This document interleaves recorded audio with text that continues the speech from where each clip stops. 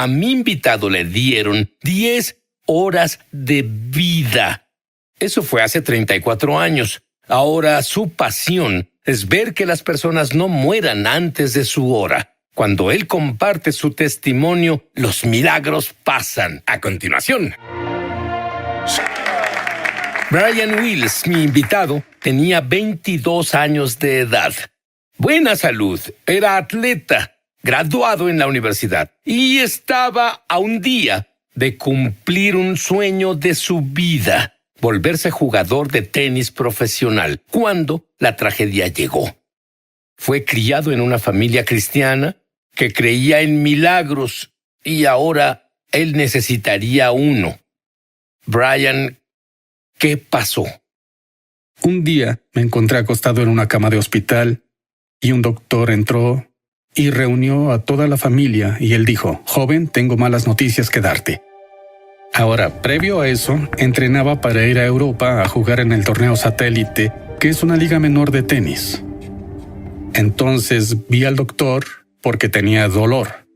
El doctor me vio y dijo: «Tal vez entrenas demasiado». Entonces me encontré, descubrieron, tenía un tumor del tamaño de una bola de golf y entonces era un viernes por la tarde. Le dije al doctor: «Doctor, ¿puedo dejar el hospital con un permiso por el fin de semana?» Porque queríamos ir a casa y teníamos una iglesia local que oraba por mi sanidad. También queríamos ir a algunos servicios donde los evangelistas de sanidad oraban por mí. Entonces él dijo: «Sí, estará bien, puedes dejar el hospital el fin de semana, pero te lo advierto, no tienes mucho tiempo». Y pensé que era seguro que sanaría, pero durante el fin de semana yo no mejoré. En realidad estuve mucho peor. Entonces, al siguiente día fui transportado a otro hospital, uno de los pocos hospitales en el mundo que ha visto un linfoma Burkitt en etapa 4B. Y entonces, cuando llegué ahí, estaba en posición fetal, el cáncer creció. Entonces, cuando los doctores me examinaron, el tumor en mi abdomen medía 10 pulgadas y media. De una bola de golf a una de básquetbol. Sí, en 72 horas. Pasó de una bola de golf al tamaño de una pelota de básquetbol. Además, mis riñones dejaron de trabajar. Otros órganos comenzaban a apagarse, así que me internaron en el hospital, me pusieron en el piso 13. No supe esto al momento, pero el piso 13 se conoce como el piso de los incurables. Así que nadie salía de ahí vivo. Fue un martes en la mañana cuando me internaron. ¿De acuerdo? Después de que los doctores me examinaron, le dijeron a mis padres: «Deben hacer arreglos para el funeral porque su hijo se muere y su hijo no estará vivo para el viernes». Cuando mis padres oyeron eso, recuerdo que entraron a la sala de examinación donde estaba y mi madre abrió la Biblia y la abrió en Isaías 53 y dijo: «¿Qué reporte creeremos? Vamos a creer en el reporte del Señor». Bueno, es bueno que dijera eso. Es bueno que conocías a personas que Dios sanó. Pero, ¿qué sucedía dentro de ti cuando descubriste que estabas en la sala de la muerte con 10 horas de vida? Bueno, en ese punto estaba acostado en el cuarto de hospital y sabía que llegaba al final de mi camino. Y fue como si viera una visión de algo parecido a un juego de fútbol americano. Y estaba en el cuarto y daban el aviso de 2 minutos y yo era el que iba abajo por 2 anotaciones. Digámoslo, este cáncer era invasivo, este cáncer se apoderaba de mi cuerpo. Y supe en ese momento que tenía solo horas de vida. Y que necesitaba que Dios se moviera sobrenaturalmente para que yo viviera. Así que comencé a orar al Señor y dije: «Señor, si me sanas, si me sacas de esta situación, haré lo que quieras que haga, iré a donde quieras que vaya y hablaré con quien quieras que hable». Y cuando dije esas palabras, fue como si Jesús entrara a mi cuarto de hospital. Ahora, no vi a Jesús con mis ojos físicos, pero ciertamente sentí su presencia. El Señor me dijo: «Hijo, si tomas estos pasos, sanarás, caminarás a través del fuego sin quemarte. Cuando escuché eso pensaba, pasos, ¿a qué te refieres con pasos? Vamos, hay algo que debo hacer y... Entonces dije al Señor, dije bien, pasos, de acuerdo. ¿Cuáles son esos pasos? ¿Cómo se ven esos pasos? Y al hacer la pregunta, de pronto en el interior, supe los pasos.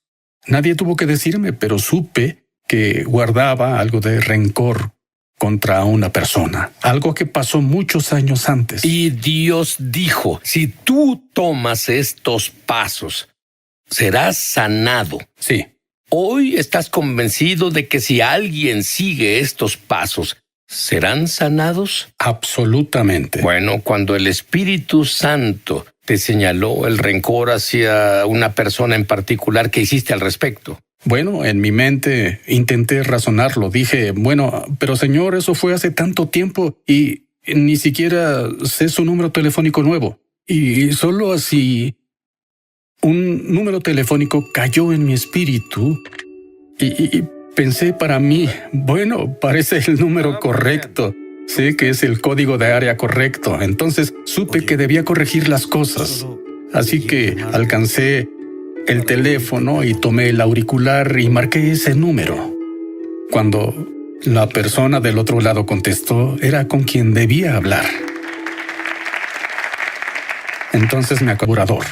Dios reprenderá al devorador. Dije, una cosa es que yo reprenda, pero es otra que Dios reprenda al devorador. Y le dije a mis padres, dije, escuchen, necesito que vayan al banco, retiren esta cantidad de dinero y denla a la iglesia.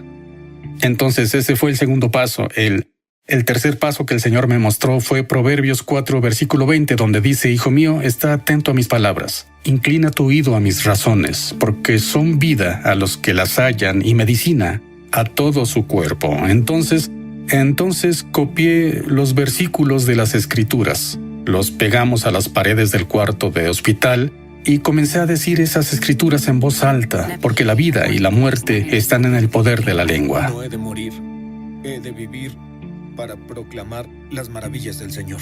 ¿Y cuántas veces dirías que repetiste esas escrituras? Unas personas dicen, bueno, la diré una vez. ¿Cuántas veces las dijiste? Bueno, al principio comencé orando solo el Salmo 116, versículo 17. No moriré, sino viviré para proclamar las maravillas del Señor. Salmo 103. Bendice alma mía al Señor y no olvides ninguno de sus beneficios. Él perdona todos mis pecados y sana todas mis dolencias. Y al principio las decía solo unas veces al día, pero mi madre se impuso y dijo, no, esto no es suficiente. Debemos seguir hablando la palabra de Dios porque la vida y la muerte están en el poder de la lengua.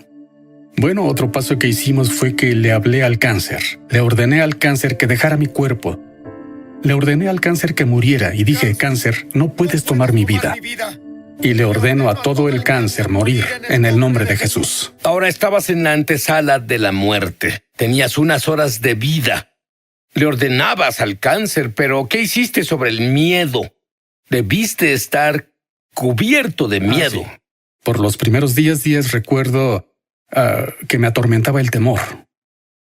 Entonces parecía que era a medianoche que esos pensamientos de temor llegaban. Decía, no puedo quedarme aquí y no hacer algo al respecto. Y recuerdo buscar detrás de mí y, bueno, prender la luz y comenzaba a leer esas escrituras de nuevo. Sé que viviré y no moriré. Declararé las obras. Tomé autoridad sobre el temor e incluso dije, temor, te resisto en el nombre de Jesús. Dios no me dio un espíritu de temor, sino de poder, de amor y de dominio propio.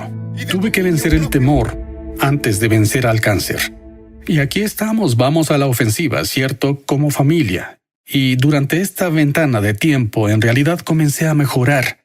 Y los doctores se sorprendieron porque acababan de admitirme para mantenerme cómodo por los últimos días.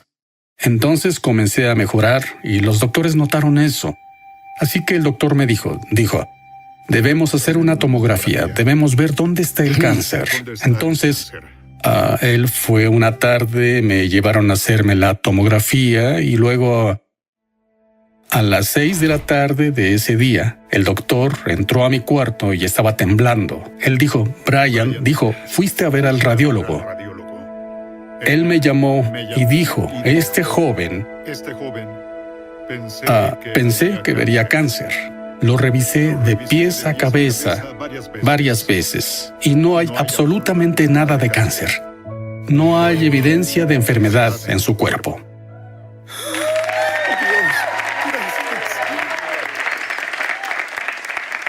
Después de darte no evidencia de enfermedad, de una enfermedad incurable en la antesala de la muerte, del piso Cierto. 13, la antesala de la muerte del hospital, dime, ¿qué sugirieron los doctores? Por supuesto, la familia estaba eufórica cuando oímos el reporte, ¿cierto? ¿Cierto? Pero el doctor vino y nos dijo, bueno, no se alegren tanto porque no entienden la naturaleza de esta enfermedad. Esta podría parecer que desapareció ahora, pero siempre vuelve. ¿Siempre vuelve? Sí, Bueno, no te daban muchas esperanzas, ¿cierto? Les das la mano y te toman el pie. sí, bueno, ellos recomendaron que pasara por un protocolo de quimioterapia, 7 medicamentos y entonces dijeron, creemos que es lo mejor que podemos hacer por ti. ¿Era un medicamento experimental? Lo era. Dame una breve descripción. ¿Qué tan mal estabas por los medicamentos?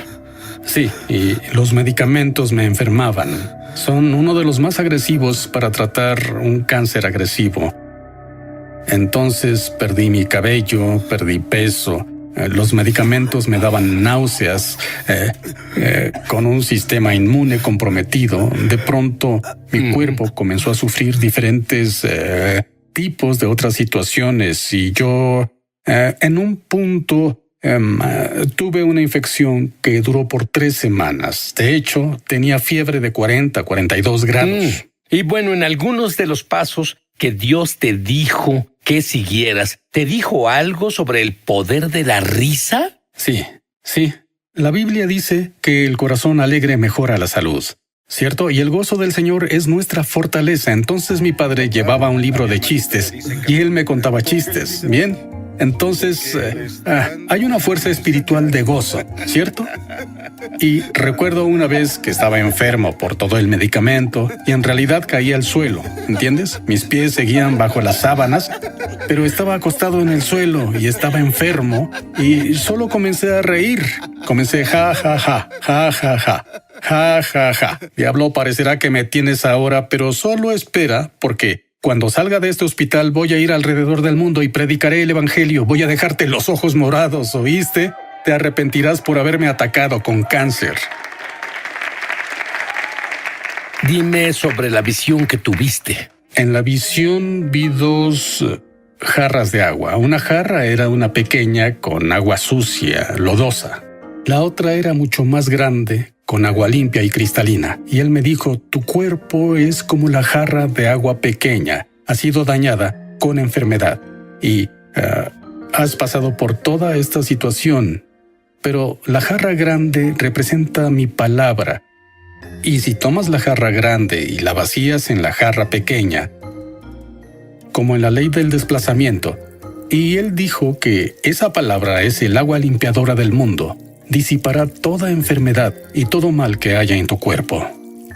Muy bien, entonces fuiste fiel a lo que podías hacer. Él siguió los pasos que Dios dijo que siguiera y que sería sanado.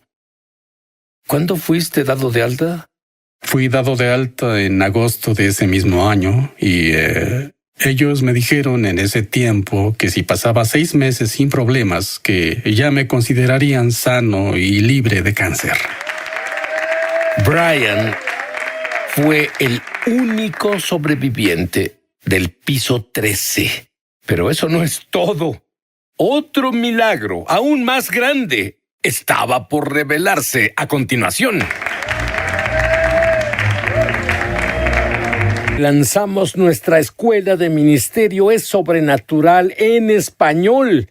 Entra en el enlace para comenzar tu viaje sobrenatural. Y en realidad espero verte crecer en la gloria, en el Espíritu y en milagros. Te esperamos.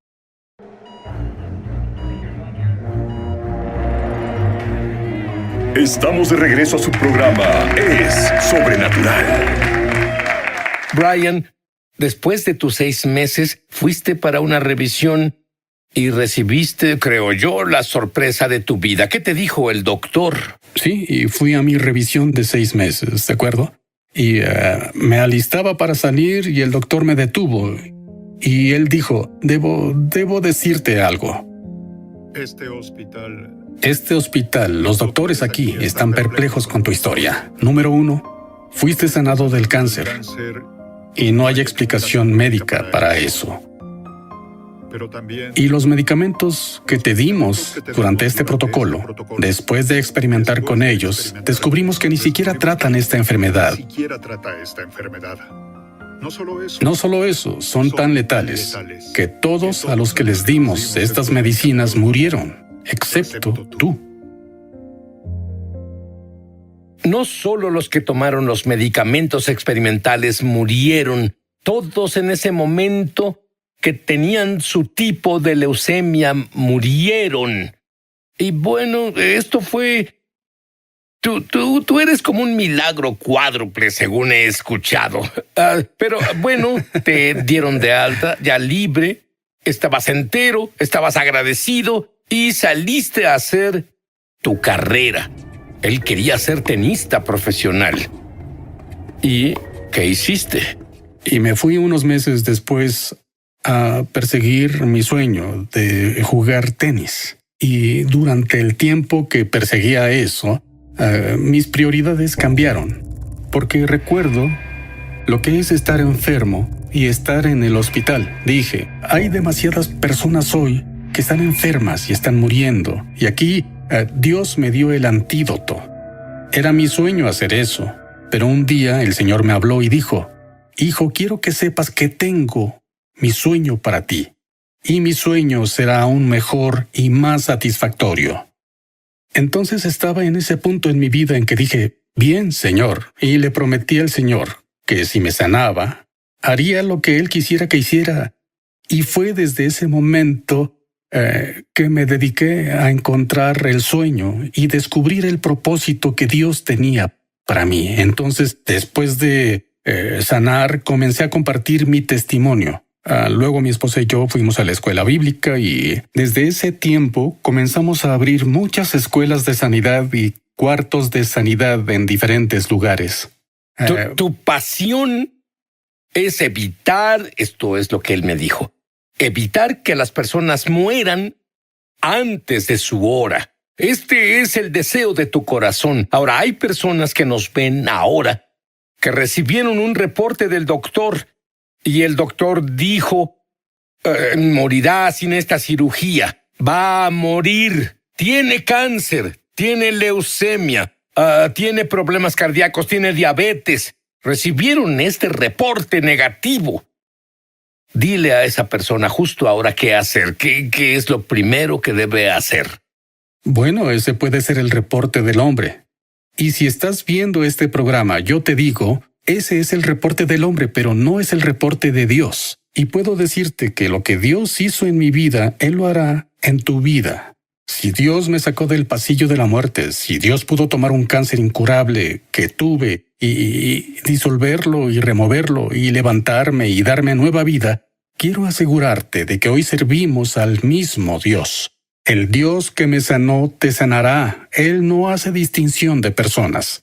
Jesús vino a darnos vida. The word before. Next. Welcome, Holy Spirit.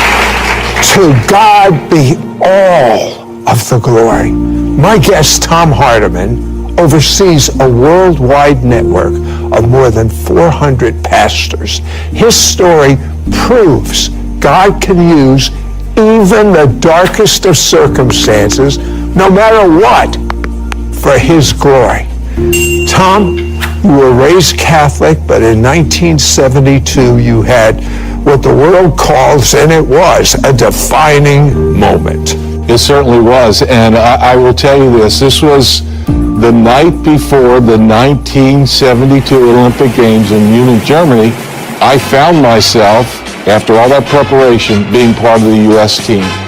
And I will tell you, I had tremendous honor in my heart for what I was experiencing, but at the same time, there was this emptiness that I really didn't understand. We called a team meeting, and I asked all of the team members, what could you expect to be doing 10 years from now? And one of my teammates shared with me that God had a plan for my life. I couldn't process what was going on. I felt like I had achieved this goal, and yet there was something really missing.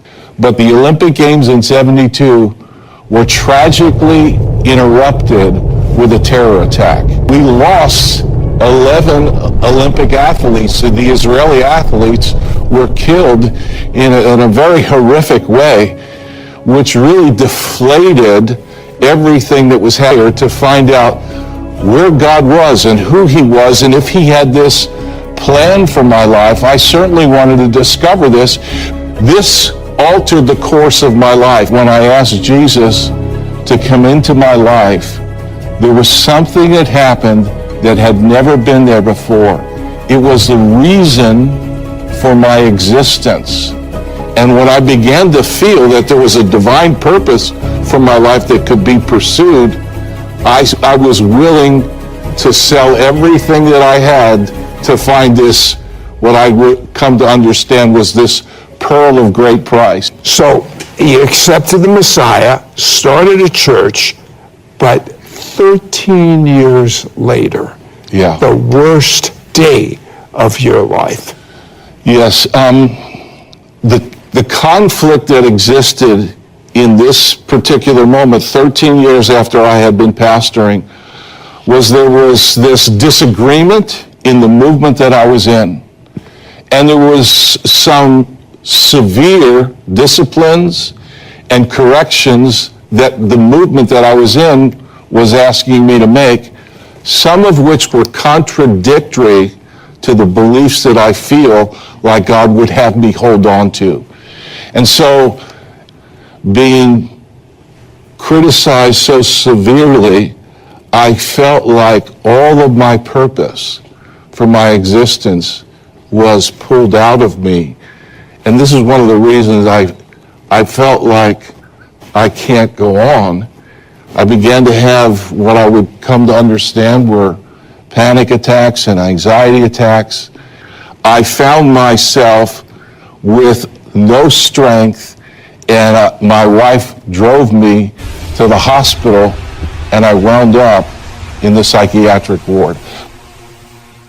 Through all of this, I felt from the words that were spoken to me and the criticism that was given to me, there was no future, no hope, and no direction that I would have for my life. I had concluded from the things that were being said that I had failed God. So Tom lost hope. That's what he's saying. And then you moved to Charlotte. You at that time, though, asked God for direction. And God kept speaking to you, wait. Well, I will tell you, the hardest thing that I feel like when you're in a moment of not knowing direction, and the only word that you get is wait, it's not only puzzling, it's not only frustrating. After I stepped out of the ministry, I still had a wife and 3 children. I had moved to Charlotte, North Carolina, and there were people that God had already set up to rescue me, these individuals that would be very instrumental in helping me reacquire the destiny that God had for me. But in the midst of this, there was not clarity on what the next step or the next course of action would be. And for people that experience those kinds of moments, I do believe that there's a roadmap to help you recover the losses that you had. But I will tell you this, the despair of those years where you had put your heart and soul into finding what I believed was God's destiny and then it not materializing leads you to a place where you're somewhat hopeless, somewhat disillusioned, somewhat in despair, and the word that God speaks to you is wait. It takes faith that I didn't have at that time. But I will tell you, God still had a plan.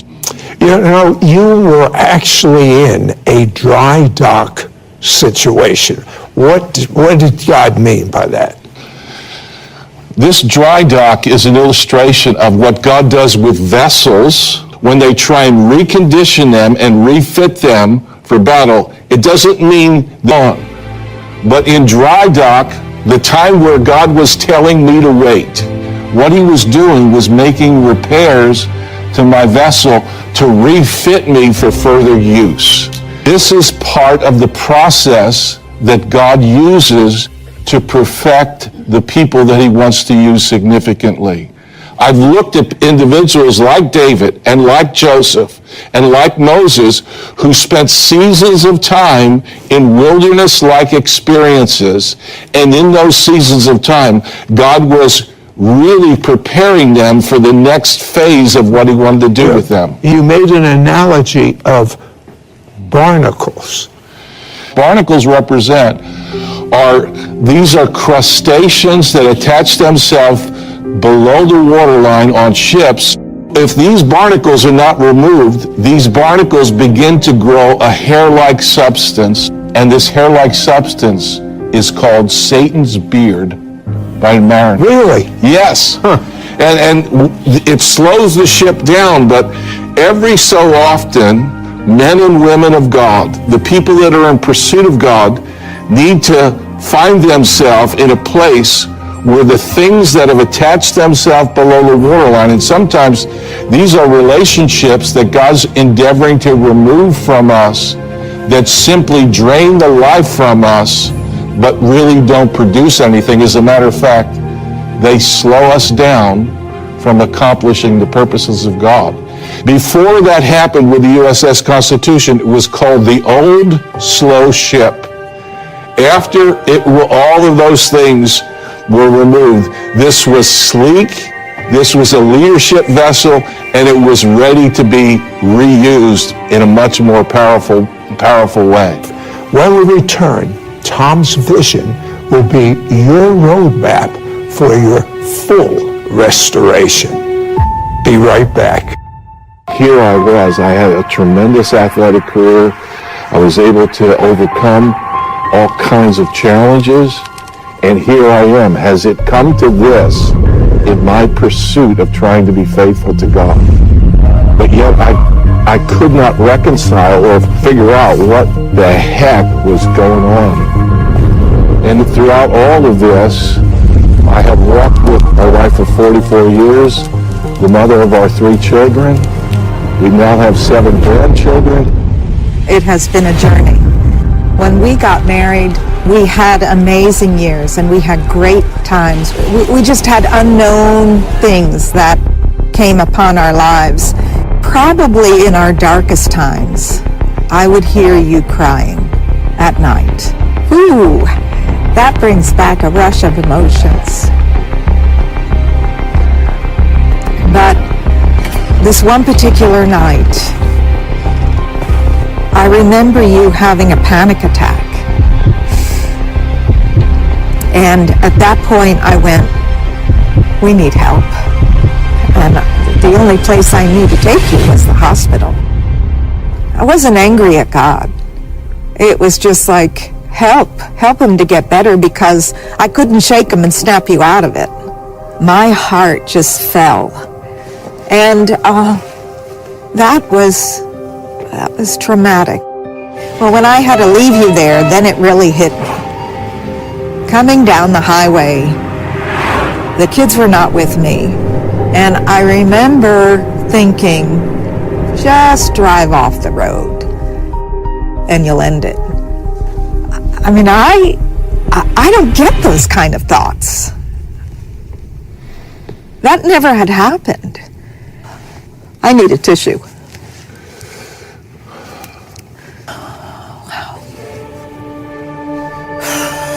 I remember saying to the Lord, God, this is just too much.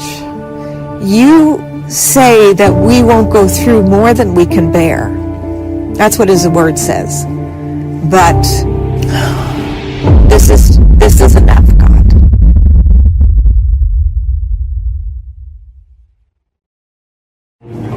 We now return to It's Supernatural.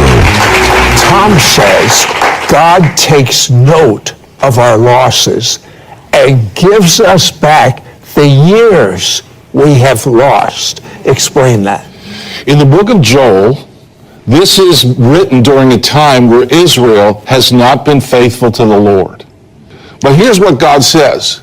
If you will return to me, I'll return to you, and I will restore to you the years. And so, this was most meaningful to me because I felt like in my years of waiting, in my years of being set aside, and I felt like in the moments in which I had felt and all of those words that had been spoken unto me that were so negative, I felt like, can God ever reuse me? And this promise of restoring years. And the picture that you have when you read Joel is God's going to give you a new harvest. But what God's not only going to do in giving you a new harvest, he remembers what you lost by not having previous harvests. And so he gives you a new harvest, but he takes that which the palmer worm and the cankerworm and the caterpillar have stolen, and you have a new harvest, but he remembers what you missed in the previous harvest, and he adds that to this new harvest. There's many people that have felt like they have been set aside or missed God, and God has the capacity. As a matter of fact, he is the one that is promising, I'm going to restore to you lost harvests and lost years. When God says that there's a restoration that's required when people suffer pain and suffering, and he requires a sevenfold restoration, somebody's keeping note of all of that. And so God calculates when people have been through hardship and difficulty and heartache, some of which we may have brought upon ourselves, or some of which have been done by people that have not had great intent towards us. God takes note of that, and I believe that there's a day in the lives of people where God draws a line, and I found this happening in my own life, where God drew a line and said, no more losses. Well, you got offered a wonderful job with Rick Joyner at Morningstar, and before work, you received a call. It was going to start on a Monday. A call came on a Friday and said, Tom, we've been praying about this. God just spoke to us. You're not the man for the job, but you need to unpack your winter clothes. You're moving back to New Jersey, the land of my suffering, the land of my heartache, the land where people had thrust us out of. And that wasn't too well received. It wasn't particularly well received by my wife.